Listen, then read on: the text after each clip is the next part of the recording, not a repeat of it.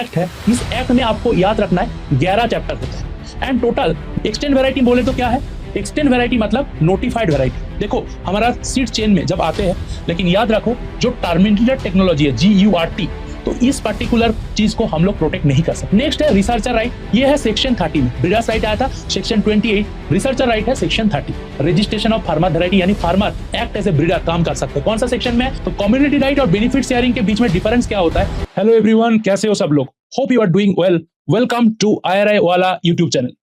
आज के ये लेक्चर में हम ऐसा टॉपिक लेके आए जो टॉपिक हर एग्जाम के लिए इंपॉर्टेंट है।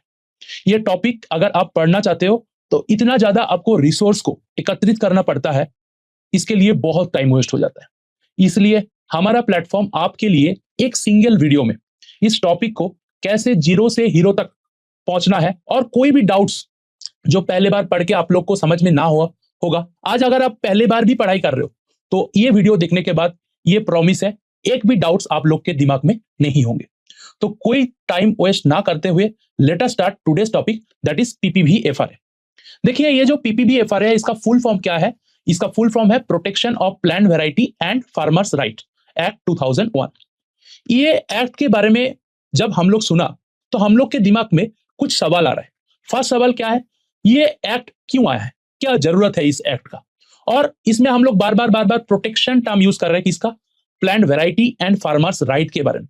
क्या होता है ये, अगर होता भी है प्रोटेक्शन पीरियड हम लोग किस क्राइटेरिया में देंगे और प्रोटेक्शन किसका बेसिस में देंगे, और ये एक्ट में कौन इसका अथॉरिटी है, कौन इसको देखभाल करते हैं, और इसका सेलिएंट फीचर्स क्या है। और ये PPV-FRA अपना इंडिया का भी है ना, फुल वर्ल्ड वाइड है।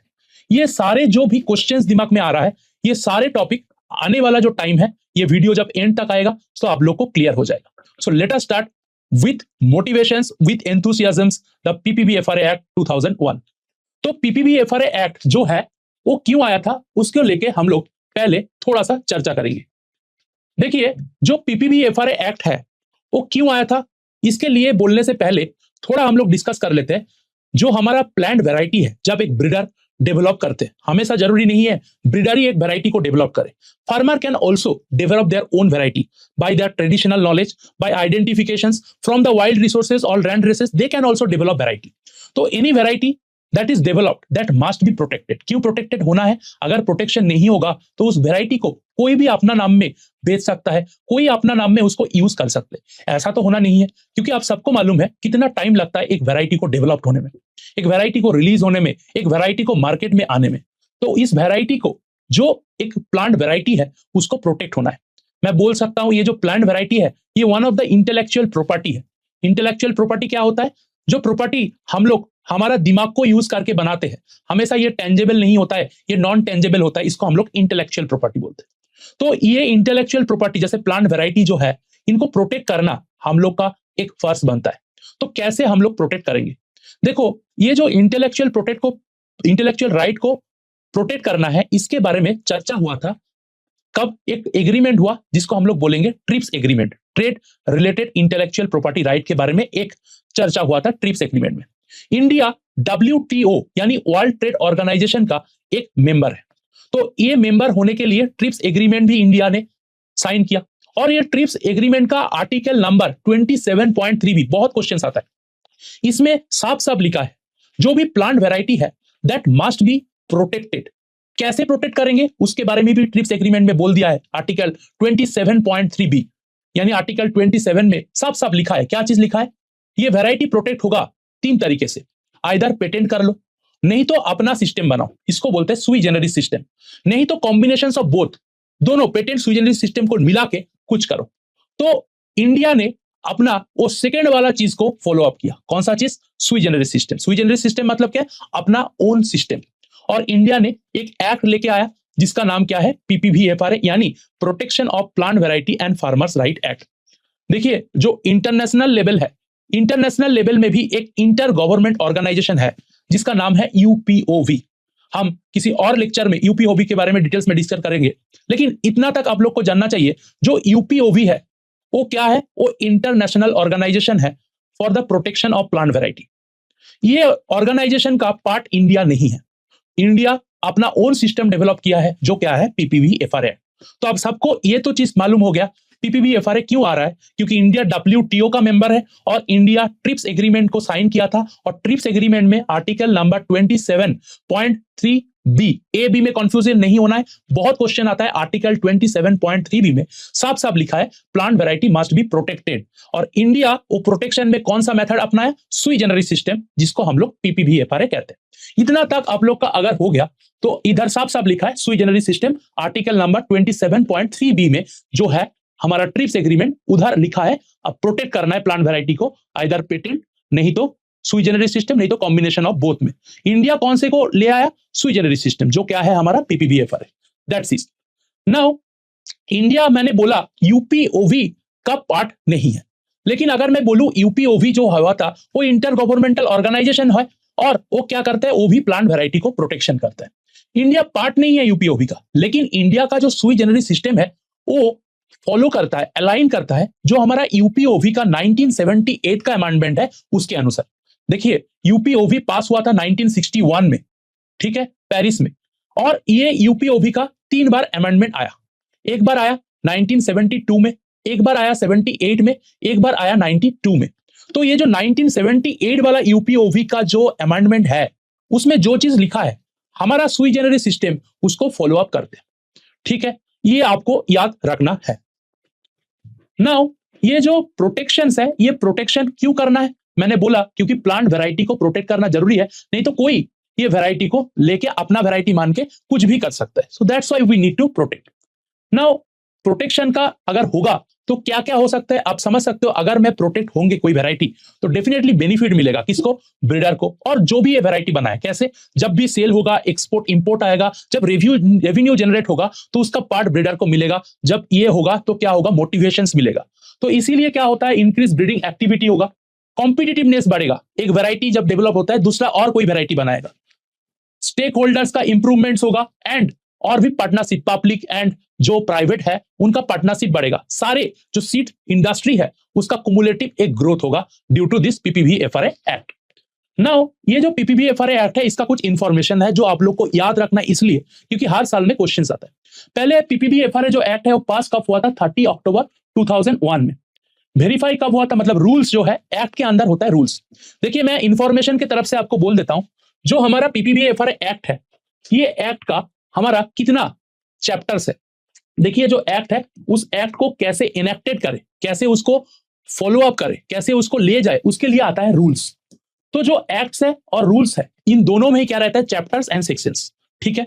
तो जो हमारा पीपीबीएफआरए एक्ट कब आया था, 2001 में।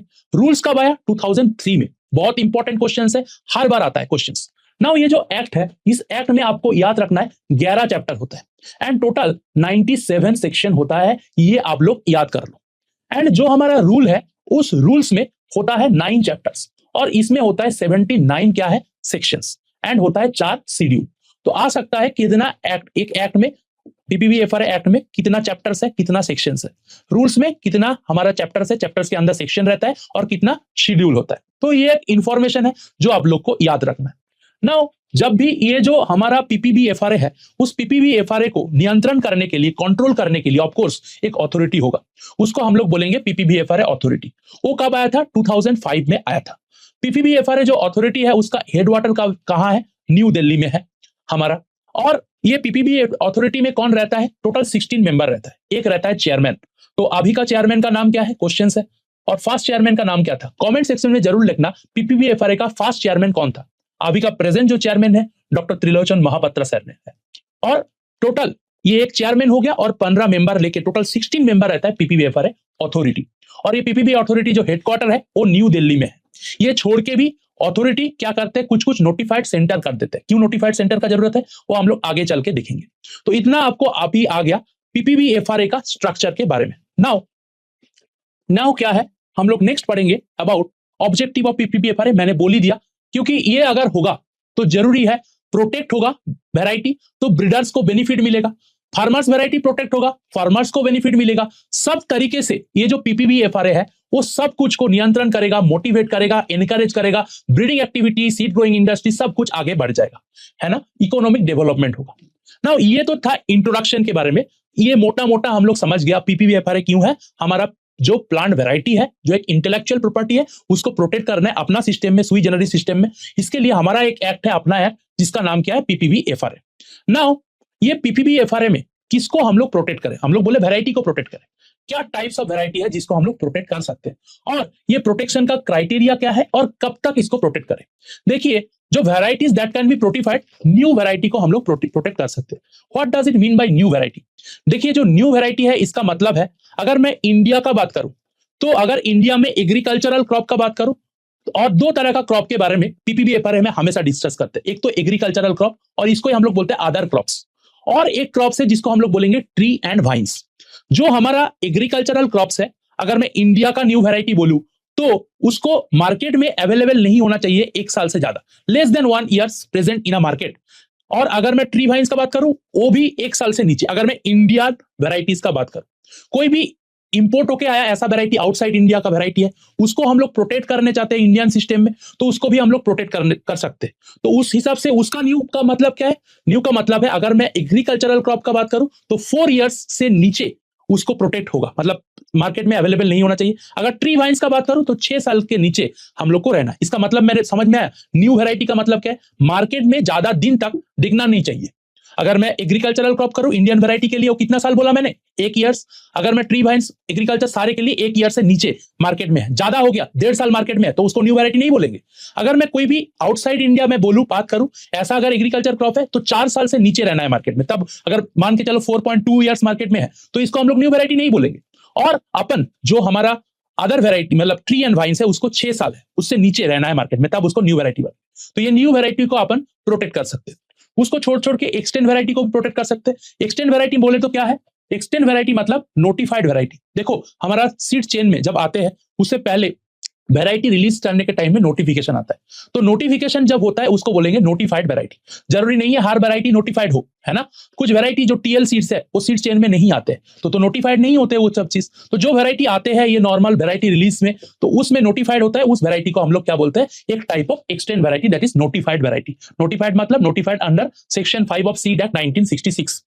नेक्स्ट है फार्मर्स वैरायटी। मैंने बोला फार्मर्स वैरायटी क्या होता है? जो ट्रेडिशनली फार्मर्स डेवलप किया अपना नॉलेज लगा के, सिलेक्शन किया फ्रॉम द लैंड रेसेस, कुछ वैल्यूज है, उसको हम लोग क्या बोलेंगे? फार्मर्स वैरायटी बोलेंगे। फार्मर्स वैरायटी में फार्मर्स एक सिंगल फार्मर भी हो सकता है, एक कम्युनिटी यानी ग्रुप ऑफ फार्मर्स भी हो सकता है, इसको हम लोग बोलेंगे क्या? Farmers variety. देन और क्या आता है? Variety of common knowledge and public domain after protection. Suppose करो एक वैरायटी को मैं प्रोटेक्ट किया, कितना तक प्रोटेक्ट होता है वो हम लोग बोलेंगे period of protection.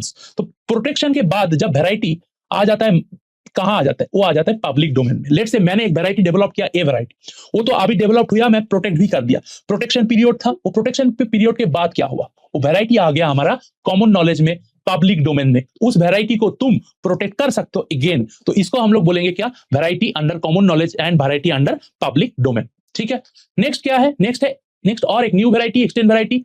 Extend variety 3 types मैंने बोल दिया। और एक चीज हम लोग प्रोटेक्ट कर सकते हैं, वो है essential derive variety. What is essential derive variety? Let's say मेरा एक वैरायटी है ए, और तुम में से एक कोई वैरायटी है जो बी निकाले हो, तो बी क्या कहां से निकाले हो? मेरे वैरायटी से, एग्जैक्टली कॉपी है, ठीक है, लेकिन एक कैरेक्टर छोड़ के। फॉर एग्जांपल, मेरा वैरायटी ए जो है, तुम्हारा वैरायटी बी है, वो एग्जैक्टली कॉपी है, लेकिन एक डिजीज रेजिस्टेंस जो जीन है तुम उस वैरायटी में घुसा दियो, तो वो वैरायटी थोड़ा सा एक अलग हो गया ना, लेकिन एग्जैक्टली कॉपी है, मेरा ही सारे कैरेक्टर है। इसको बोलेंगे, वो बी वैरायटी को बोलेंगे, जो तुमने किया है उसको बोलेंगे एसेंशियल डिराइव्ड वैरायटी। तो इसके भी हम लोग प्रोटेक्ट कर सकते हैं।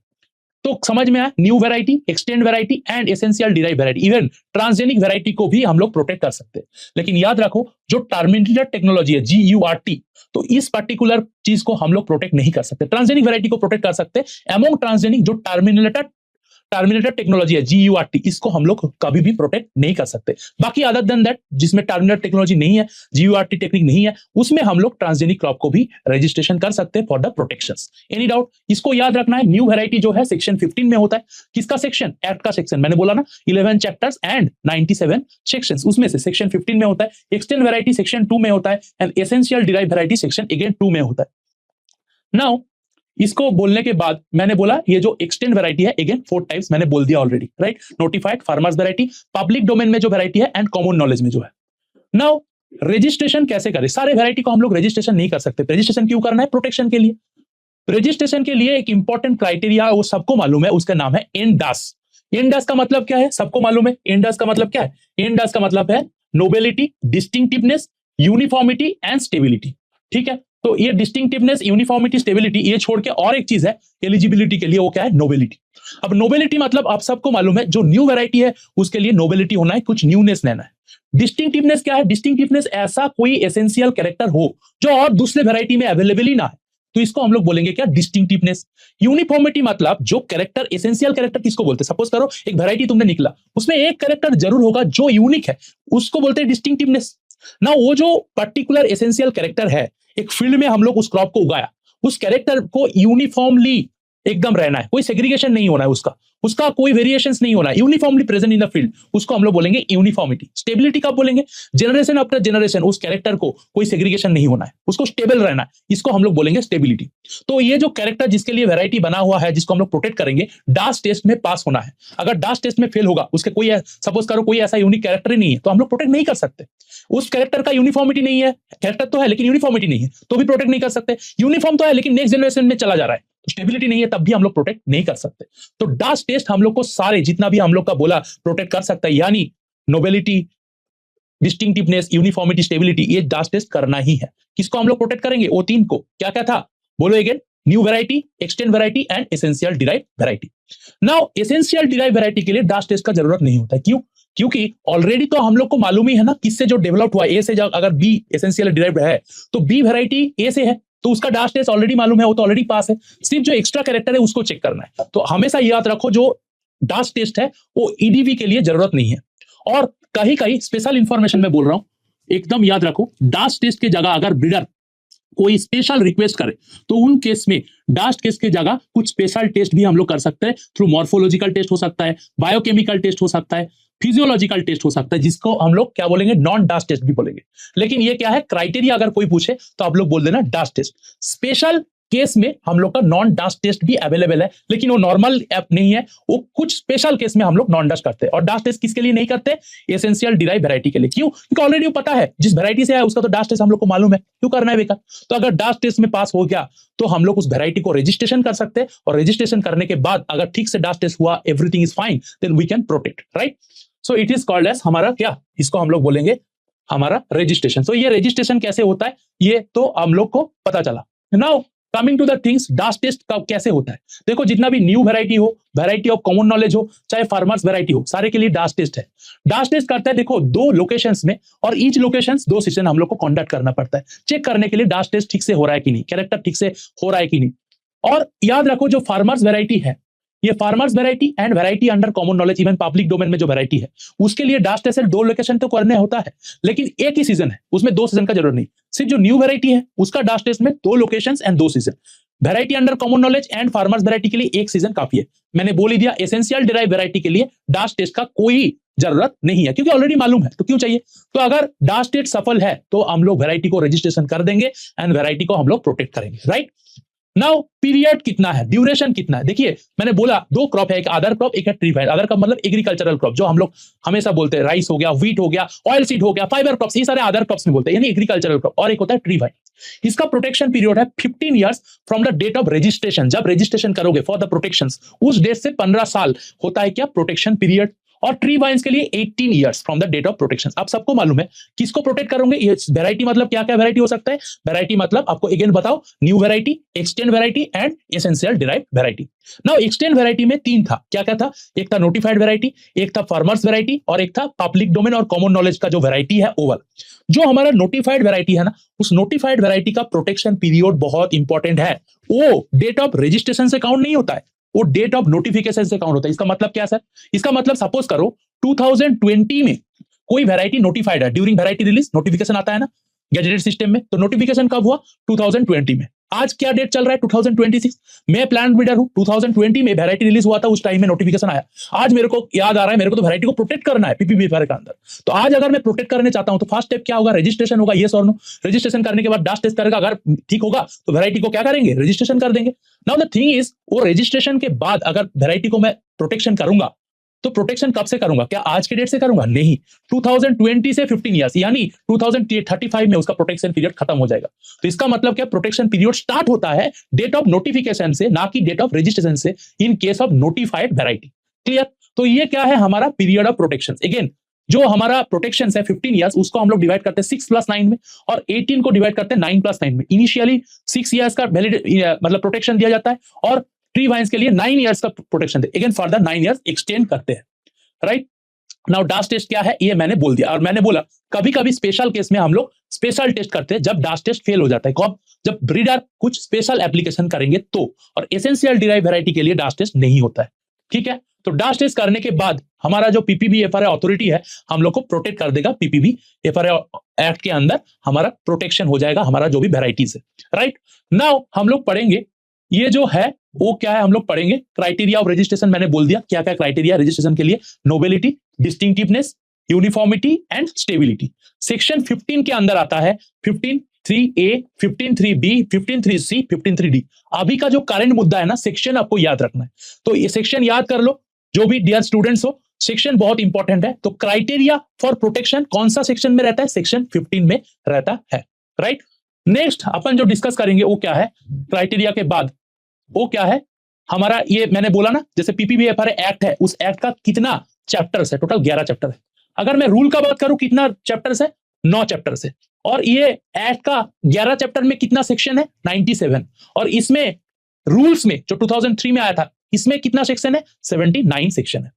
नाउ हमारा क्या क्या मेन इंपॉर्टेंट फीचर्स है पीपीबी एफआरए के अंदर में, ये अच्छा से समझना क्योंकि इधर से बहुत क्वेश्चंस आता है। नॉट ओनली दिस, ये फीचर्स का कौन सा सेक्शन में लिखा है वो भी पढ़ना। मैं इसको जल्दी से जल्दी क्या करूंगा आपको एक्सप्लेन करूंगा, आपको अगर समझ में नहीं आएगा दोबारा से सुनना।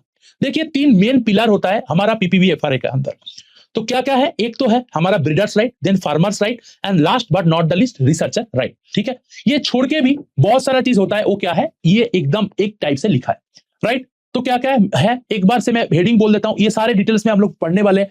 फार्मर्स राइट है, ब्रीडर्स राइट है, जीन फंड के बारे में चर्चा हुआ है, कंपलसरी लाइसेंसिंग के बारे में चर्चा हुआ, benefit sharing, researcher right, community right and national gene bank के बारे में भी थोड़ा चर्चा हुआ है। तो ये सारे क्या है, ये जो गोल गोल करके है ना, ये सारे पीपीबी एफआरए कोई भी सेक्शन में चर्चा हुआ क्या है, टॉपिक है, क्लियर है। ये क्या है ये हम लोग डिस्कस करेंगे।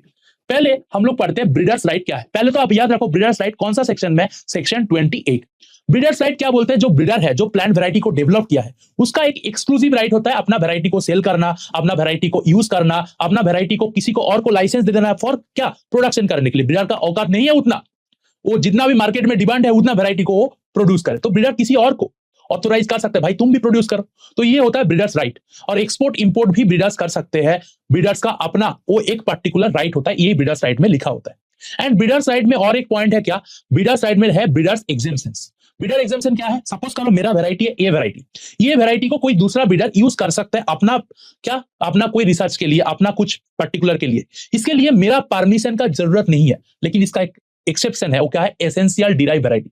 अगर एसेंशियल डिराइव वैरायटी है तो ब्रीडर को पूछना पड़ेगा, उसको क्रेडिट देना पड़ेगा, इसको बोलते हैं ब्रीडर एग्जेम्पशन का एक्सेप्शन, समझ में। तो ब्रीडर्स राइट में 2 चीज आप याद रखो, ब्रीडर्स का अपना मतलब क्या है, freedom to sell, use, export, import, enjoy the provisions, अपना वैरायटी को यूज करो, किसी को लाइसेंस दो वो ब्रीडर सीड को प्रोडक्शन करने के लिए, क्योंकि मार्केट में डिमांड है ना, ये फर्स्ट पॉइंट। सेकंड पॉइंट है, एज ए ब्रीडर मैं किसी दूसरा ब्रीडर का जो प्रोटेक्टेड वैरायटी है उसको मैं मटेरियल के तरफ यूज कर सकता हूं अपना वैरायटी डेवलपमेंट के लिए, लेकिन इसको बोलते हैं ब्रीडर एग्जेम्पशंस। लेकिन अगर वो एसेंशियल डिराइव वैरायटी है तो जरूर मेरे को परमिशन लेना होगा, ये क्या है, ब्रीडर्स राइट में आता है।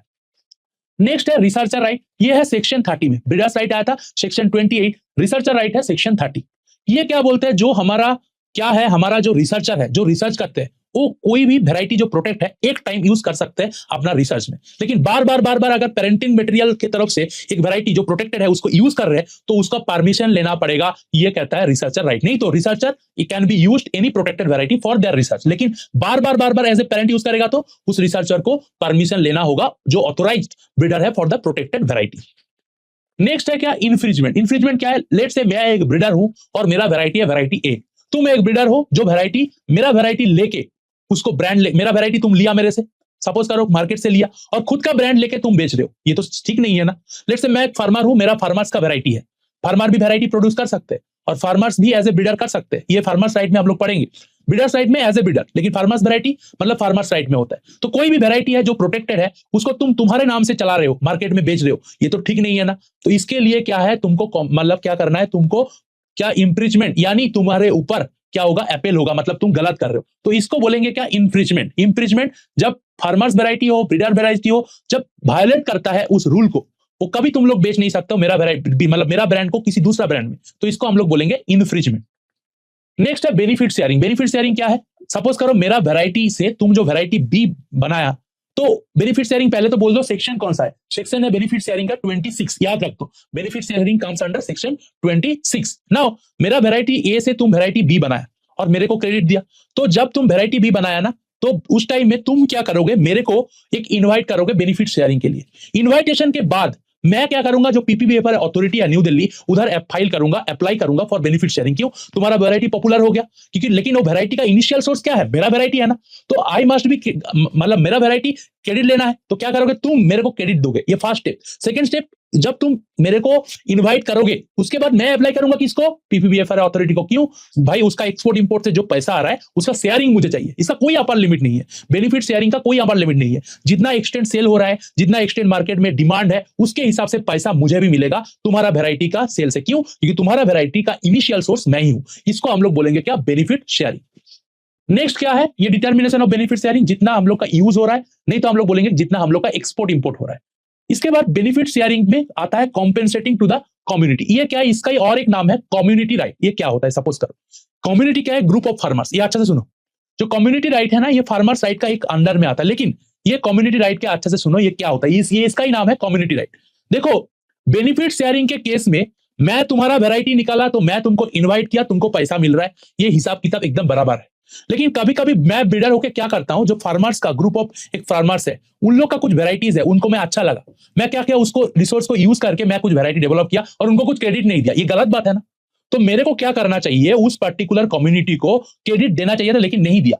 तो उस कम्युनिटी का जो आदमी है, उसका ऑन बिहाफ कोई भी एक फार्मर पीपीबीएफआर अथॉरिटी के पास आके, कोई नोटिफाइड जो सेंटर है उसको आके अपील कर सकता है, ये तो मेरा वैरायटी था, जो मैंने मेरा कॉमन नॉलेज से मैंने बनाया था। तो तब जाके क्या होगा, मेरा जो ब्रीडर है वो ब्रीडर को बोलेगा भाई तुमको पैसा देना है उसको। इसको बोलता है क्या, कम्युनिटी राइट। समझ में आया। तो कम्युनिटी राइट और बेनिफिट शेयरिंग के बीच में डिफरेंस क्या होता है, मैं अगर बोलूं, बेनिफिट शेयरिंग होता है जो होता है एक साल, सपोज करो मेरे वैरायटी एक, ये बात से सुनो, बेनिफिट शेयरिंग 26 सेक्शन में आता है, ये आता है 47 में कम्युनिटी राइट। जो हमारा बेनिफिट शेयरिंग है, जब मैं अप्लाई करूंगा तब मिलेगा, लेकिन कब अप्लाई कर सकता हूं मेरे को बेनिफिट मिलने के लिए, जब तुम इनवाइट किए हो, भाई मेरा वैरायटी क्रेडिट लिया, तो एक साल के अंदर मेरे को अप्लाई करना है। लेकिन कम्युनिटी राइट कभी भी अप्लाई कर सकते हो, जब भी उसको रियलाइज होगा मेरा वैरायटी लेके कोई बिल्डर बनाया है, तो कभी भी उसको कर सकते हैं, राइट। नेक्स्ट क्या है, बेनिफिट शेयरिंग में कोई भी अपार लिमिट नहीं है, जितना पैसा मिल सकता है, लेकिन ये जो कम्युनिटी राइट है इसका कोई अपार लिमिट है, ठीक है। Now farmers right that's come under क्या, सेक्शन 39। देखो फार्मर्स राइट क्या बोलते हैं, तो समझ में आप लोग का अभी क्या क्या है, breeders right, breeder can enjoy their varieties by protecting it, right. उसके बाद ब्रीडर्स राइट में एक बात बोला ब्रीडर एग्जेम्पशन के बारे में। नेक्स्ट तुम लोग को मैं क्या बोला, नेक्स्ट तुम लोग को बोला about the researcher right, researcher can also use the variety, ठीक है, कब परमिशन लेना है ये भी मैं बोल दिया। नेक्स्ट तुमको बोला बेनिफिट शेयरिंग कब होता है, इंप्रीजमेंट कब होता है, और हमारा कम्युनिटी राइट क्या है, जब एक ब्रीडर कोई दूसरा कम्युनिटी का बिना बोल के यूज करे तो कम्युनिटी अपील कर सकता है अथॉरिटी के पास, भाई देखो मेरा वैरायटी लेके तो ये कुछ वैरायटी बना रहा है, वो तो मेरा वैरायटी था। तब पीपीबी अथॉरिटी बोलेगा भाई ऐसा नहीं चाहिए, उस ब्रीडर को देना पड़ेगा पैसा तुमको, ठीक है। यही होता है कॉम्पेंसेटिंग करना टू द कम्युनिटी और कम्युनिटी राइट। फार्मर्स वैरायटी क्या है, farmer can also be a breeder, तो फार्मर ब्रीडर है, तो farmer can also develop a variety, farmer can also क्या, हम लोग का वैरायटी कर सकता है जो मार्केट में वो सेल, मतलब वो वैरायटी फार्मर का ही है। और एक फार्मर्स का क्या है रोल, तो फार्मर का फर्स्ट फार्मर राइट में है फार्मर एज ए ब्रीडर। मैं बोलता हूं क्या क्या है, एक फार्मर्स राइट में फर्स्ट, ये फार्मर्स राइट के अंदर में आता है सारी चीज। देखो फार्मर है वो एज ए ब्रीडर काम कर सकता है according to the PPVFR activity, तो इसलिए मैंने लिखा रजिस्ट्रेशन ऑफ फार्मर वैरायटी, यानी farmer act as a breeder काम कर सकते हैं। कौन सा सेक्शन में है, सेक्शन 39, क्योंकि फार्मर्स राइट भी 39 सेक्शन में है। नाउ सेकंड चीज क्या है, अगर मैं बोलूं मेरा वैरायटी ए है, क्या वैरायटी ए को फार्मर्स उगा नहीं सकते? According to the PPBFR act, farmer can sell, farmer can sow, farmer can exchange the protected variety, but in a loose back manner. इसका मतलब क्या है, वो कभी भी मेरा ब्रांड का जो नाम है वो चेंज करके किसी दूसरा नाम देके बेच नहीं सकता मार्केट। उसको बेचने के लिए हमारा वो नॉन लूज बैक मैनर में ही बेच सकते हैं, ये प्रोविजन दिया गया है क्या, फार्मर्स राइट के अंदर, ठीक है। एक होता है इनोसेंट इंप्रीजमेंट, और इसको हम लोग कह सकते हैं क्या, इसको हम लोग क्या, फार्मर प्रोटेक्शन फ्रॉम इनोसेंट इंप्रीजमेंट, ये सेक्शन 42 में। ये क्या आता है, इंप्रीजमेंट क्या बोला, मैं ब्रीडर हूं और दूसरा ब्रीडर का कोई भी वैरायटी मैं यूज करके कुछ वैरायटी, लेकिन मैं क्रेडिट नहीं दिया, तो मेरे को इंप्रीजमेंट होगा, मेरे को पैसा देना पड़ेगा, मेरे को सुने, मतलब बात सुनूंगा मैं, तो ये होता है इंप्रीजमेंट। फार्मर्स इनोसेंट इंप्रीजमेंट क्या होता है, फार्मर भी लेट से सेल एक्सचेंज किया अपना एक ब्रांड लेके, देना नहीं चाहिए था। According to the rules farmer can not sell the seeds in the term of any brand. Farmer can sell, can exchange in a loose back manner, in a non-branded way. But brand में तो नहीं करना चाहिए था, लेकिन गलती से कर दिया। क्या फार्मर को इन्फ्रिंजेंट होगा? नहीं होगा। फार्मर्स जाके कोर्ट में बोलेगा I was not aware about the law, तो फार्मर्स को माफ मिल जाएगा। तो ये होता है innocent infringement specially to the farmers. ठीक है, नेक्स्ट क्या है फार्मर्स राइट में? मैंने ऑलरेडी बोल दिया। एक चीज होता है compulsory licensing and reasonable seed price. ये अच्छा से सुनो क्या होता है, दोनों कॉन्सेप्ट एक साथ बोलता हूं। जो कंपलसरी लाइसेंसिंग है वो क्या होता है, ये सेक्शन 47 में आता है। अच्छा सुनो क्या होता है। देखो ये थोड़ा सा मैं बोल रहा हूं, सुनो अच्छा से। जो हमारा ब्रीडर है, एक वैरायटी निकला ए, मैं वो ब्रीडर हूं।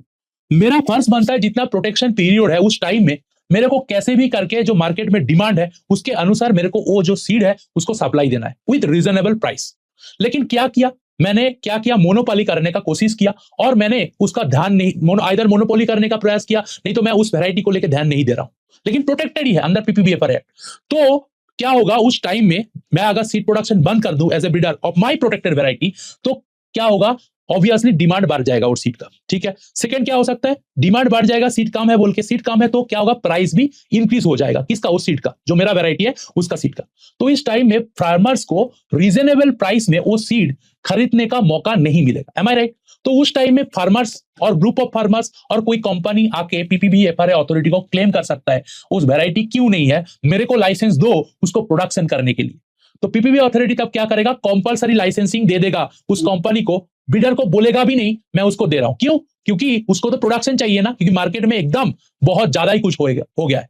तो इस टाइम में इसको बोलता है कंपलसरी लाइसेंसिंग देना। ये कब देना होता है? 3 इयर्स आफ्टर। देखो 3 साल प्रोटेक्शन मैंने आज से स्टार्ट किया, 3 इयर्स मैं पीपीबी अथॉरिटी होके भी कुछ नहीं कर सकता, लेकिन 3 इयर्स आफ्टर अगर ये कंडीशन चले तो from the date of protection, अगर 3 इयर्स के बाद मैं कभी भी कंपलसरी लाइसेंसिंग दे सकता हूं। हाँ, उस टाइम में जिसको मैं कंपलसरी लाइसेंसिंग दिया as a plant variety protection authority, PPBFR authority, तो मैं उसको बोलूंगा जो रॉयल्टी आ रहा है, जो हो रहा है, उसको ब्रीडर को भी देना है। ये होता है कंपलसरी लाइसेंसिंग। किसी और को लाइसेंस दे देना क्योंकि ब्रीडर वो वैरायटी को नहीं कर पा रहा है, आफ्टर 3 इयर्स ही होगा, ये जरूर करना। तो ये होता है कंपलसरी लाइसेंसिंग। ठीक है, बेनिफिट शेयरिंग भी मिलता है, जब फार्मर्स वैरायटी को एक ब्रीडर यूज करे तो उसको जो बेनिफिट्स उसको भी शेयर करे। तो ये क्या है, फार्मर्स राइट। तो ये क्या है हमारा फार्मर्स वैरायटी, मैं बोल दिया। नेशनल जीन फंड क्या होता है, ये सेक्शन 45 में। जीन फंड मतलब इधर जीन का बात नहीं है, जितना भी पीपीबीएफआर काम होता है तो पैसा कहां रहता है, पैसा किससे आता है, वो है नेशनल जीन फंड। जो भी हमारा कॉम्पेंसेशन है अमाउंट, जो भी हमारा ऑर्गेनाइजेशन जब रजिस्ट्रेशन करते हैं उसका फीस आता है, जब बेनिफिट शेयरिंग का पैसा आता है, सारे जमा होता है। और इंटरनेशनल ऑर्गेनाइजेशन कभी कभी कुछ हमारा क्या करते हैं, कंट्रीब्यूशन करते हैं, सारे हम लोग का नेशनल जीन फंड में रहता है। कॉम्पेंसेशन के टाइम में, बेनिफिट शेयर के टाइम में हम लोग को पैसा देना भी होता है। और हम लोग कुछ अवार्ड भी देते हैं अंडर पीपीबीएफआर एक्ट, जैसे प्लांट जीनोम सेवियर अवार्ड्स। वो फार्मर को रिकॉग्नाइज करते हैं, जो फार्मर हम लोग का जो वैरायटी है वो क्या ईयर आफ्टर ईयर कंजर्व करते हैं, कुछ न्यू वैरायटी को डेवलप करते हैं, उसको रिकॉग्नाइज करना, अवार्ड देना भी पीपीबीएफआर के अंदर एक काम होता है। राइट? तो ये था क्या हमारा पीपीबीएफआर के बारे में। राइट? तो आप लोग को एक अगर मैं कंक्लूजन बोलूं पीपीबीएफआर, फर्स्ट चीज क्या है, पीपीबीएफआर क्यों आया था, क्योंकि इंडिया डब्ल्यूटीओ का मेंबर है और ये ट्रिप्स एग्रीमेंट किया। ट्रिप्स एग्रीमेंट में लिखा है प्रोटेक्शन करना ही है, आइदर पेटेंट में करो, नहीं तो सुई जेनरिस सिस्टम में करो, नहीं तो कॉम्बिनेशन ऑफ बोथ में करो। तो for that India choose sui generis system and develop PPBFR. PPBFR act कब आया था? 2001 में आया था। रूल कब आया था? 2003 में आया था। अथॉरिटी कब आया था? 2005 में आया था। और एक बात अभी बोल देता हूं, जीन फंड जो है वो कब एस्टेब्लिश हुआ था? 2007 में आया था। और फर्स्ट वैरायटी रजिस्टर कब हुआ था? 2008 में हुआ था। मैंने बोला किसको मैं वैरायटी को प्रोटेक्ट करूं, it can be new variety, it can be extend variety, it can be essential derive variety. Extend variety again 4 types, one is the notified variety, then क्या है हमारा जो हमारा पब्लिक डोमेन कॉमन नॉलेज में है वो variety, and farmers variety जो है उसको हम लोग एक्सटेंड वैरायटी करेंगे। रजिस्ट्रेशन क्यों करेंगे? क्योंकि उस वैरायटी रजिस्ट्रेशन के बाद ही प्रोटेक्शन होगा। प्रोटेक्शन के लिए क्राइटेरिया क्या है? एन डास टेस्ट को पास होना है। कुछ स्पेशल केस में नॉन डास टेस्ट जैसे मॉर्फोलॉजिकल फिजियोलॉजिकल टेस्ट भी हम लोग कर सकते हैं। एसेंशियल डिराइव वैरायटी के लिए कोई भी हम लोग डास टेस्ट नहीं करेंगे। डास टेस्ट कंडक्ट के लिए जो न्यू वैरायटी है 2 लोकेशन में करना है, 2 सीजन करना है। अदर देन दैट 2 लोकेशन तो करना है लेकिन 1 सीजन में ही करना है। प्रोटेक्शन कितना मिलेगा? अदर वैरायटीज यानी एग्रीकल्चरल क्रॉप के लिए 15 years from the date of registration. जो ट्री वाइन्स है डेट ऑफ रजिस्ट्रेशन से 18 साल हम लोग को प्रोटेक्शन मिलेगा। जो नोटिफाइड वैरायटी है from the date of notification से 15 साल हम लोग का क्या मिलेगा? हमारा प्रोटेक्शन मिलेगा। ये याद रखना कब से ये हमारा प्रोटेक्शन मिल रहा है। नाउ ये होने के बाद हम लोग को पता चला प्रोटेक्ट तो हो गया। अब कुछ कुछ एसेंशियल फीचर क्या है। फर्स्ट क्या है, ब्रीडर्स राइट। ब्रीडर्स राइट क्या बोलता है, जो ब्रीडर है जब वैरायटी डेवलप करेगा उस वैरायटी का अंतिम सब कुछ का जो है वो क्या एडवांटेज मिलेगा, वो सेल कर सकता है, एक्सपोर्ट इंपोर्ट, किसी को लाइसेंस देके प्रोडक्शन भी कर सकता है, ब्रीडर सब कुछ कर सकता है। इसको बोलते हैं ब्रीडर्स राइट। कौन सा सेक्शन में था, सेक्शन 28 में था। रिसर्चर राइट क्या बोलते हैं, रिसर्च मटेरियल की तरफ किसी भी प्रोटेक्टेड वैरायटी को हम लोग यूज कर सकते हैं, लेकिन बार बार हम लोग यूज नहीं कर सकते एज ए पेरेंटल मटेरियल, तब जाके क्रेडिट देना पड़ेगा। एसेंशियल डिराइव वैरायटी के केस में भी हम लोग को क्रेडिट देना पड़ेगा, बेनिफिट शेयरिंग होगा। बेनिफिट शेयरिंग कितना सेक्शन में आता है, सेक्शन 26। फार्मर भी एज ए ब्रीडर जैसा काम कर सकता है, फार्मर की अपना वैरायटी हो सकता है, नहीं तो farmer can be sell, can be show, can be use the branded variety also, लेकिन they cannot sell in a branded name. ठीक है, कोई दूसरा ब्रांड देके फार्मर नहीं कर सकते। लूज बैनर में फार्मर कुछ भी कर सकते हैं। और फार्मर का एक स्पेशल पॉइंट आता है जिसको बोलेंगे इनोसेंट इंफ्रिजमेंट। नॉर्मली इंफ्रिजमेंट मतलब क्या है, मैं अगर किसी को नहीं बोल के प्रोटेक्टेड वैरायटी यूज करूं और कोई दूसरा ब्रांड देके मार्केट में सेल करूं तो इसको बोलते हैं इंफ्रिजमेंट, हम लोग को कॉम्पेंसेट देना होगा। लेकिन अगर मैं फार्मर्स हूं तो मैं कोर्ट में जाके बोल सकता I was not aware of that, इसको बोलते हैं इनोसेंट इंफ्रिजमेंट। कंपल्सरी लाइसेंसिंग पता है, ब्रीडर साइड में ब्रीडर्स को राइट मिलता है, लेकिन 3 साल बाद अगर ब्रीडर प्रोडक्शन ठीक से नहीं कर पा रहा है, मार्केट में सीड का प्राइस इंक्रीज हो गया, डिमांड हो गया, तो पीपीवीएफआर अथॉरिटी क्या करता है, किसी और को लाइसेंस दे देता है। इसको बोलता है कंपल्सरी लाइसेंसिंग। ठीक है, और जीन फंड क्या है, जिधर पैसा रहता है वो पैसा को यूज करके टोटल पीवीवीएफआर सिस्टम चलता है, उसको बोलते हैं जीन फंड। वो कौन सा सेक्शन में रहता है, सेक्शन हमारा 45 में रहता है। तो ये all about the PPVFR act. Hope you guys enjoy this video. इसको दोबारा देखो, इसमें सारे इंफॉर्मेशन है जो आने वाला एग्जाम में है। ये एक वीडियो है जिसमें आपको अगर पीपीवीएफआर कुछ भी नहीं आता है, ये वीडियो देखने के बाद आई एम प्रीटी श्योर तुम लोग को आएगा। पढ़ाई करो, मेहनत करो, मिलते हैं नेक्स्ट वीडियो में। All the very best.